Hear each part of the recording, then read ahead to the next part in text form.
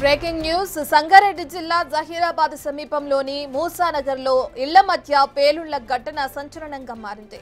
డ్రైనేజ్లో నుంచి పేలుడు సంభవించడంతో స్థానికులు భయాందోళనకు గురయ్యారు. కాల్వలో రసాయనాలు పారపోశారని పేలుడు సంభవించినట్లు కూడా అనుమానం వ్యక్తమవుతుంది.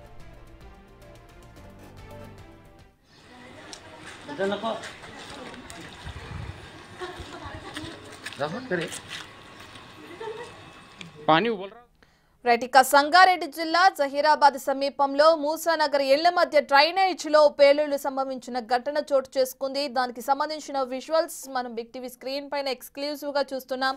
అయితే ఆ డ్రైనేజ్ లో కొన్ని రసాయనాలు పారబోసిన కారణంగానే ఈ విధంగా పేలుళ్లు సంభవించినట్లు కూడా అక్కడున్న ప్రజలు చెప్పడం కూడా మనం చూస్తున్నాం.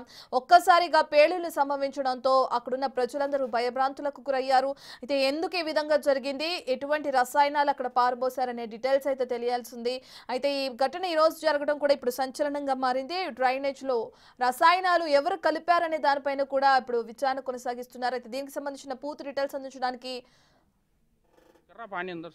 మా ప్రతినిధి దుర్గారెడ్డి అందుబాటులో ఉన్నారు. రైట్ దుర్గారెడ్డి, ఎందుకు ఈ విధంగా పేలుళ్లు సంభవించింది డ్రైనేజ్ లో, దానికి సంబంధించిన డీటెయిల్స్ ఏమైనా తెలిసినాయా?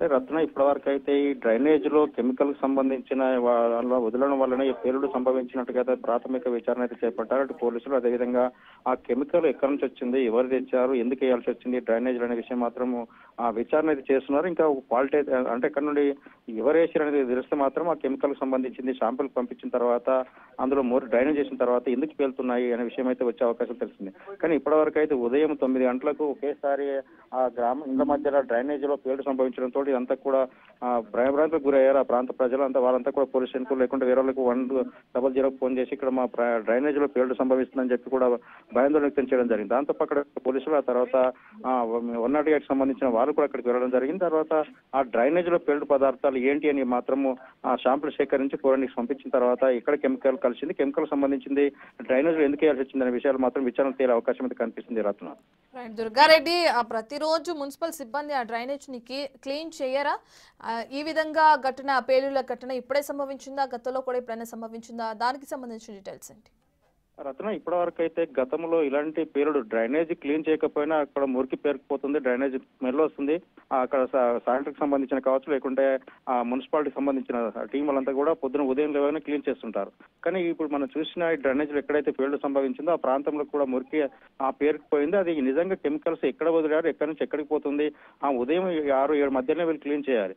క్లీన్ చేయకపోవడం, అది పేరుకుపోవడం, ఆ తర్వాత కూడా అక్కడ వాటర్ ఉండడం వల్ల పేలుడు అనేది జరిగినట్టు తెలుస్తుంది.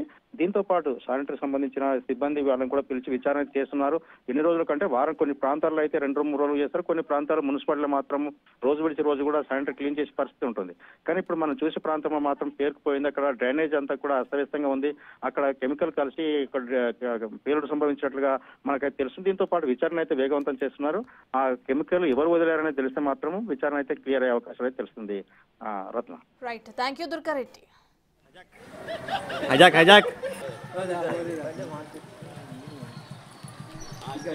हमारे